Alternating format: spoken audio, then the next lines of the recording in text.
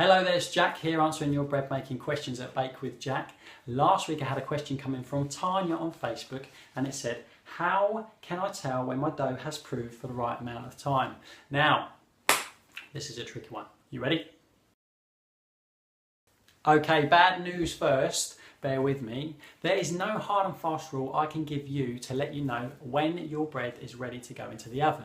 For example, I can't say let it rest for 57 minutes and it's ready to go in. I can't say leave it till it's 2 centimeters from the top of the tin and it's ready to go in. All this stuff is nonsense because if you read that in a book, for example, whoever wrote the book doesn't know what temperature your water was, what temperature your dough is, what temperature the room is, how humid it is today. There are many factors, how fresh your yeast is, how accurately you weighed it in the first place. All these factors contribute to the speed of the rise of your dough. All you need to do is develop a feeling for it. And I'm so conscious in my courses that this can come across as being very vague. But you need to develop a feeling for it, and that to a certain extent comes from experience. So when your dough rests, yeast makes bubbles inside and aerates it. It puffs it up. Dough starts off here, it's firm and it's bouncy. Have a feel of it at that point. Over time, it becomes softer and more aerated until there becomes a point where there's too much gas for the structure of the dough to hold, and then it all collapses. Do not be afraid of that point, because fortunately for us, there's a massive window of time where we can bake that loaf and it'll be absolutely wonderful and delicious for toast, for sandwiches, whatever you want to do. The point where you land inside of that window depends upon experience and how much risk you're willing to take. Here's a loaf of bread that I made earlier, and here's my top tips for you to figure out at home when is the best time for you to put it into the oven. It will always be different from me to you because of the various things that I mentioned earlier about temperature, about time, about yeast and all that other stuff.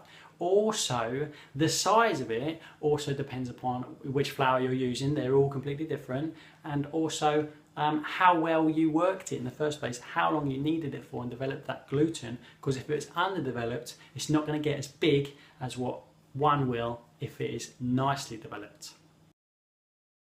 Top tip number 1.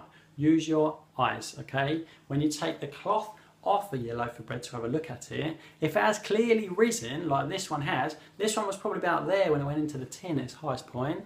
If it is clearly risen, bake it. It will be absolutely fine. Whether or not you could have gone a little bit further into the danger zone, you won't know about that. And when you're eating nice, fresh, delicious, crunchy toast, you won't care about it anyway. Okay, top tip number 2, use your sense of touch. Feel it. Feel it when it went into the tin and feel the resistance to your finger. It would have been firm and bouncy. If a recipe says leave it for 60 minutes till it's double in size, ignore it. Set a timer for 30 minutes, come back, have another little feel, and it will be softer, a little bit more delicate. Then decide whether you want to go on. The longer you go on, the more delicate it becomes, and there's a point where you're thinking, oh my goodness, that's getting well soft and wobbly. Carefully put it into the oven, carefully onto the shelf. Don't hit it down onto the shelf because then you're going to lose it. Put it into the shelf. If you think it's too delicate, get it in there quick, but try not to get that far. Have a little feel, and decide if you want to take a little bit more risk. It's cool. Go on if you want to. Okay, top tip number 3 for home bakers who really want to get involved in finding out when that sweet spot is to bake your bread. This is what you can do. Why not make 2 loaves or 12 rolls, split them onto 3 trays, 4 on a tray, right? Then you've got 3 different batches of bread to bake at different intervals if you want to. Leave the first one for a bit, use your eyes, use your sense of touch and decide whether you want to bake it. Bake the first batch, gone. Then wait a little bit longer, 10-15 minutes, check the next batch, same thing, eyes, fingers, see what's going on, bake it. And then the third one. And remember at which point you bake the bread for the best result, and more importantly, which one you liked the best when it came out, which one you enjoyed eating the most, and which one you're going to enjoy sharing with your friends and sharing with your family, because that's what homemade bread is all about. I hope you've learned something from this video, and I hope I've given you enough information for you to be able to bake at home and decide when that point is right for you to bake your bread. There is no quick fix on this one, I'm afraid, because there's so many variables contributing to what your dough does and how long it takes to do it. The only way I can give you more information and more help with this is if I come and bake with you. Now, this is something that I do, and you can have a look at the website, it's bakewithjack.co.uk. I can come and bake and host a course in your own home.